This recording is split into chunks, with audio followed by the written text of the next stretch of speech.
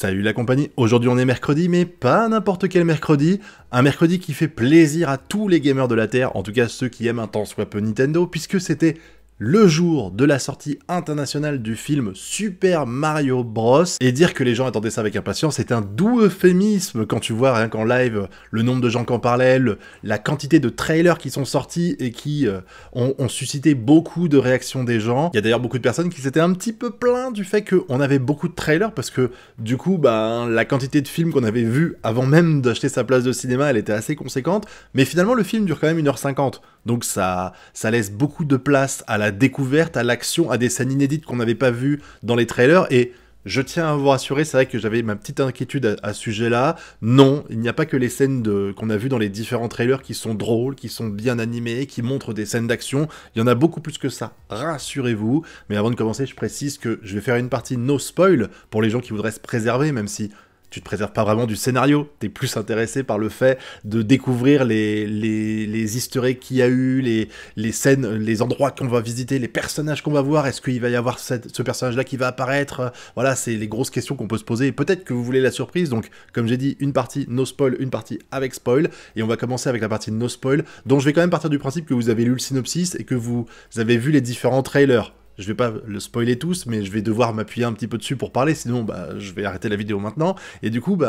déjà, je commence en disant que je suis arrivé devant le film avec ma fille, on est allés tous les deux, et j'avais un move particulier quand j'y suis allé, je me suis dit, bon, ce sera sans doute pas le meilleur film d'animation que j'ai vu de ma vie, clairement, à mon avis. Par contre, on va sans doute passer avec ma fille un très bon moment à découvrir l'univers, découvrir ou redécouvrir, ou voir la réadaptation qu'ils en ont fait de l'univers de Mario et de Nintendo plus largement, parce qu'on a vu qu'il y avait Donkey Kong qui apparaissait. Ce sera bien animé, les chara-designs seront choupis, la VF va être très bonne, on l'avait vu dans les trailers qui a été bonne, et puis les musiques, on va sans doute retrouver des musiques du jeu vidéo Mario, et je suis pas déçu sur ce plan-là. Parce que je précise, faut vraiment pas y aller en disant c'est le meilleur film que vous allez voir de votre vie. Je pense, si je dois donner un avis comme ça, que c'est un très bon film d'animation, c'est clairement pas le meilleur qu'on verra, parce que forcément, le scénario, il faut qu'il capte les enfants de 5, 6, 7 ans, qui aiment aussi cet univers-là et qui doivent pouvoir l'apprécier. Et c'est vrai qu'il n'y a pas vraiment cette double ou triple lecture, enfin double lecture que vous pouvez avoir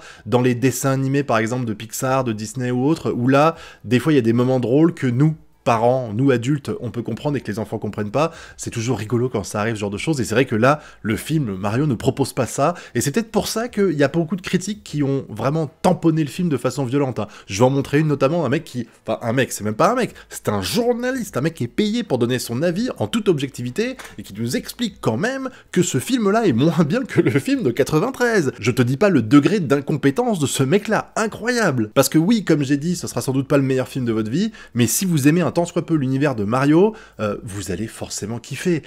Il y a des easter eggs en pagaille, j'en ai repéré au moins 30 ou 40 dedans, et je suis sûr qu'il y en a plein qui m'ont échappé au premier visionnage. Donc c'était un plaisir de réentendre les tout petits bruits de musique. Dès qu'il y avait 2-3 notes, je faisais « Ah, cette musique-là, je la reconnais, c'est dans Mario Odyssey. » je vais juste dire ça, mais le téléphone qui sonne, c'est la musique de l'entrée de la GameCube, vous savez, le toum. Voilà, ça, la musique du téléphone de Luigi. Il y a plein de petites références comme ça, des fois des posters, un petit tableau très discret où on voit un personnage de l'univers de Nintendo. Il y a plein de choses comme ça qui vont ravir les fans de Nintendo, et même si vous n'êtes pas fan de cet univers, le scénario, il est classico-classique, forcément, on n'est pas en train d'aller très loin, mais on est quand même pris dedans. Certes, on sait que c'est sûr qu'il va pas avoir la palme du scénario le plus intéressant, encore une fois, mais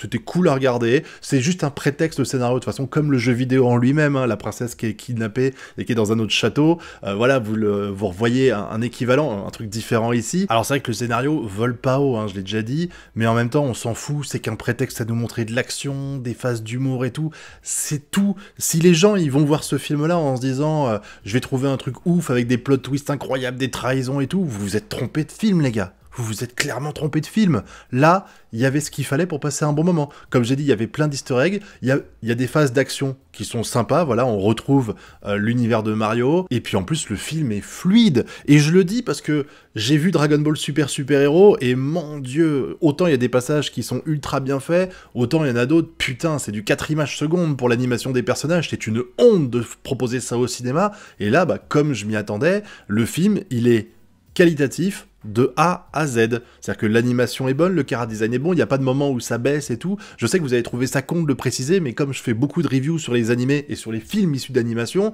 des fois, bah, c'est pas le cas. Donc là, ça fait plaisir de trouver ça. Et puis on a une VF, hein, vous l'avez vu dans les trailers en français, qui est géniale, avec que des acteurs, enfin que des doubleurs extrêmement célèbres et qui nous font vraiment une très belle prestation, même des petits personnages anecdotiques qu'on croisera 2-3 fois, il y a Dorothée Pousseau, il y a Alexis Thomasian, il y a vraiment du très lourd au casting et ça fait plaisir en fait que la version française soit traitée de façon aussi bien. Bref, pour moi, c'est pas une bonne surprise, parce que je m'attendais à avoir un bon film, c'est pas non plus transcendant, ça sera pas le film de l'année, mais si vous voulez passer un bon moment, et que vous êtes pas non plus réfractaire totalement à l'univers de Nintendo, sans forcément être un grand fan, hein, clairement, je pense que vous allez passer un très bon moment devant. Bon, maintenant, je vais passer juste un petit peu à la partie spoil, hein, j'essaie de faire vite quand même, mais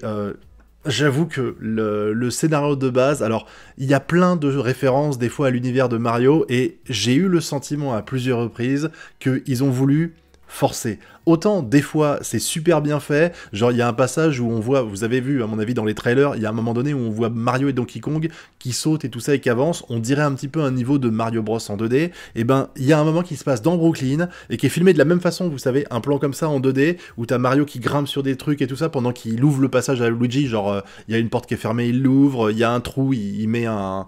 truc pour qu'il tombe pas dedans et tout, vraiment il y a des scènes comme ça qui étaient vraiment très très bien inspirées, le délire en fait des frères Mario qui ont quitté leur job pour monter leur propre entreprise et qui sont pas du tout soutenus par leur famille, qui se foutent de leur gueule et tout, pour qu'à la fin du film, quand ils arrivent à triompher tout, ils soient très fiers. C'est sympa, mais c'est quand même un petit peu léger, parce que je m'attends pas dans ce genre de film à ce qu'on exploite ça à fond, qu'on travaille la psyché de Mario et de Donkey Kong, mais c'est vrai que quand ils ont parlé des parents de Mario et de Luigi et qu'on les a vus, je me suis dit, alors peut-être que je me trompe, hein, mais que c'était la première fois qu'on entendait parler d'eux, il y avait peut-être l'occasion de raconter des choses autour d'eux, et finalement, bah, ça n'a jamais été très loin. Dommage, parce que ça fait un petit peu, on en trouve la porte sur l'histoire de la famille de Mario, et notamment ses parents, des choses exclusives que vous n'aviez jamais vues auparavant, ou alors j'ai raté le jeu vidéo qui en faisait mention, et au moment où on commence à tendre l'oreille et à regarder ce qu'il y a derrière cette fameuse porte, et ben bam, on vous la ferme en pleine gueule, et je trouve ça vraiment frustrant en fait d'avoir lancé le sujet et d'avoir pas voulu creuser un petit peu. Voilà, c'était sympa, et puis on sent évidemment, c'est marrant parce que je pensais vraiment qu'ils allaient renier le film des années 90, et non, pas du tout. Les frères Mario, ce sont bel et bien des plombiers, ils vont, suite à un truc un peu chelou, se retrouver dans un tuyau qui va les emmener dans le royaume champignon. Là, c'est Luigi qu'il va falloir sauver, mais ça, on l'avait déjà vu dans les trailers. Et surtout, par contre, quand je disais que des fois, le film, il s'appuyait un peu trop sur des références aux jeux vidéo, là, t'as vraiment du Mario Odyssey avec Bowser qui est amoureux de la princesse, qui nous offre des moments très drôles, hein, notamment quand il joue au piano Pitchette, je crois que c'est Pitchounette, un truc comme ça. Ça m'a fait marrer de le voir faire ça, mais c'est vrai que tu sens le truc un peu forcé, genre je vais conquérir le royaume champignon dans le but d'impressionner Peach et de me marier avec elle. Voilà, j'avoue que en dehors de Mario Odyssey qui a cette référence-là, à aucun moment j'imaginais que Bowser avait envie de pécho Peach. Pour moi, il l'a kidnappé parce que c'était la personne la plus importante du royaume champignon et qu'il voulait diriger le royaume champignon, mais que c'était pas vraiment... Ou alors il voulait se marier pour le pouvoir, mais pas par amour, alors que là, t'as vraiment l'impression qu'il est in love de la princesse, et il y a plein de références comme ça, des fois, qui sont un peu trop appuyées, et d'autres qui sont vraiment très subtiles, et heureusement, 99% des références sont ultra subtiles, c'est vraiment juste celle-là où j'ai fait, ouais, bon, ça permet de faire beaucoup de moments drôles, quand il commence à chantonner à propos de Peach, il y a un de ses sbires qui va arriver à ce moment-là, et du coup, bah, il sera pas très fier de lui, donc il va s'arrêter net et tout, donc il y a des moments d'humour qui servent ce truc-là, mais c'est vrai que des fois, ça allait un petit peu loin. Par contre, c'est vrai qu'on enchaîne un petit peu, comme ils veulent vraiment mettre beaucoup de choses, le film, le Mario Kart, ils veulent mettre du Smash Bros, plein de trucs comme ça, donc c'est vrai que des fois, ça va très vite, mais à chaque fois, je trouve que c'est plutôt bien justifié. Par exemple, bah, ils vont dans le royaume de DK, et on va retrouver même Diddy Kong, on va voir d'ailleurs, encore une fois, dans les trucs un peu subtils, à côté de Diddy Kong, on voit les deux personnages qu'il y avait dans...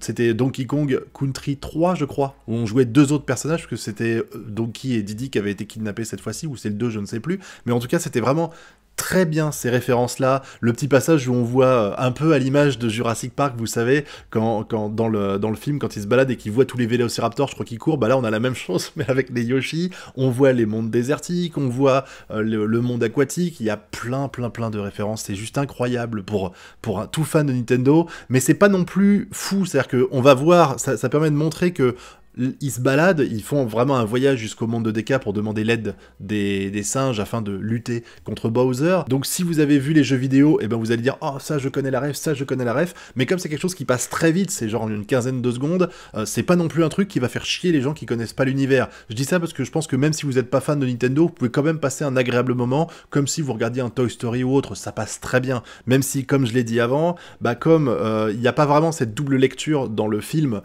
comme il peut y avoir dans les films d'animation pour enfants, où il y a des trucs où vous vous dites ça c'est une blague que seuls les boomers connaissent, vous savez, ils vont faire référence à des publicités des années 2000 et tout ça, que les gamins de 6 ans peuvent pas connaître, et nous ça nous fait rire et on fait ah c'est sympa, ils ont quand même pensé à nous dans ce genre de film. Et ben là il n'y a pas vraiment ça, bon si parce qu'il y a des passages de Mario, de NES et compagnie, on est d'accord, mais ça n'empêche que si vous êtes pas vraiment fan de l'univers du jeu vidéo, c'est vrai que le film vous allez trouver peut-être au quai tiers mais sans plus. Peut-être pas au niveau de ces abrutis de critiques qui ont une objectivité à la poubelle, c'est comme ceux qui mettent 20 sur 20 au film parce qu'il y a plein d'easter eggs, faut pas déconner non plus, mais ça n'empêche que c'était cool, même le passage avec Donkey Kong, là où en fait il est pas du tout respecté par son père, et la parallèle avec Mario où c'est la même chose, bon là je trouve que c'est super rapidement amené, c'est vraiment genre oh mon papa il a pas confiance en moi, oh ben moi non plus mon papa il a pas confiance en moi, et puis à la fin, bah comme dans le film des années 90, hein, je crois qu'ils arrivent sur Terre à la fin de celui-là, bah là c'est pareil, Bowser, même si c'est pas volontaire, il se retrouve dans Brooklyn, et comme Mario va sauver avec Luigi qui a quand même une importance dans le film, ben ça va permettre à ses parents qui vont voir ça de faire waouh c'est trop bien, mon fils il a sauvé tout le monde. Et puis les passages avant dans Brooklyn, j'avais peur qu'ils soient un petit peu chiants, vous savez la mise en place de la situation initiale, mais finalement quand ils essayent de réparer je dis bien essayer de réparer le lavabo pété avec Luigi et le chien là, c'était à mourir de rire ce passage là, c'était sûr que ça allait arriver, c'était ultra prévisible, mais on passe un super moment devant, et puis je vous dis c'est fluide, l'animation est bonne, la VF est bonne, je veux dire, il coche toutes les cases pour moi. C'est sûr que, comme j'ai dit, ce sera pas le film de l'animation de l'année, mais vous êtes pas réfractaire à l'univers de Nintendo, vous allez forcément passer un bon moment devant. Avec rien que les expressions du visage de Peach, elle est trop choupie, de Luigi aussi, qui est complètement paniqué tout le temps, Toad, qui est super marrant, le coup de l'aventurier, qui sans peur et sans reproche, qui se sent pousser des ailes, et qui en fait, il sait rien faire, hein, c'est Toad. Franchement, non mais, il y avait tout qui allait bien dans ce film, et j'espère vraiment que ça va permettre d'ouvrir la voie, probablement à une suite, peut-être à d'autres films issus de la licence Nintendo, puis dites-moi ce que vous avez pensé, vous, du film dans la zone commentaire, qu'on arrête avec tous ces gens qui lui mettent 0 sur 100 sur Metacritic et compagnie, hein. Soyons un petit peu objectifs, essayons de prendre du recul si on est fan de Nintendo, et aussi de pas casser du sucre bêtement. Je sais qu'on est sur internet et que beaucoup de gens voient tout noir ou tout blanc, mais en fait, la vie c'est un mélange de gris, et c'est pareil pour ce film. Mais honnêtement, ce film il est très réussi, et j'invite toutes les personnes qui ont grandi dans l'univers des jeux vidéo, pas forcément de Mario, ou qui sont juste pas réfractaires, à aller le voir, parce que vous allez passer un très bon moment, clairement. Et on risque d'en avoir d'autres par la suite, parce que, vu le succès commercial du film, à défaut d'avoir un succès critique, et encore, on verra ça sur le long terme, eh ben je pense qu'il y a moyen que, plus tard, on ait un Super Mario Bros 2, et c'est vrai qu'on n'a pas tout exploité, par exemple là, il n'y a pas mention d'un truc en rapport avec Mario Party, Mario Tennis, Mario Smash Foot, Mario Golf, puis d'autres licences, pourquoi pas à un moment donné, balancer le royaume d'Hyrule dedans, je sais pas, vu que Mario Kart a réussi à en mêler à peu près toutes les licences de jeux vidéo issues de Nintendo, même s'il y en a encore d'autres qui n'ont pas été exploitées, tu peux très bien faire un univers encore plus étendu que ce qu'on a eu là. Ils ont ouvert la porte à Donkey Kong, pourquoi pas ouvrir la porte à d'autres licences Nintendo, et puis surtout, moi, il y a un truc qui m'a beaucoup intrigué, j'y ai jamais pensé avant, je dois vous avouer, mais dans ce film-là, on fait mention de comment Peach est arrivée sur le royaume champignon, et visiblement, elle est bébé, elle a passé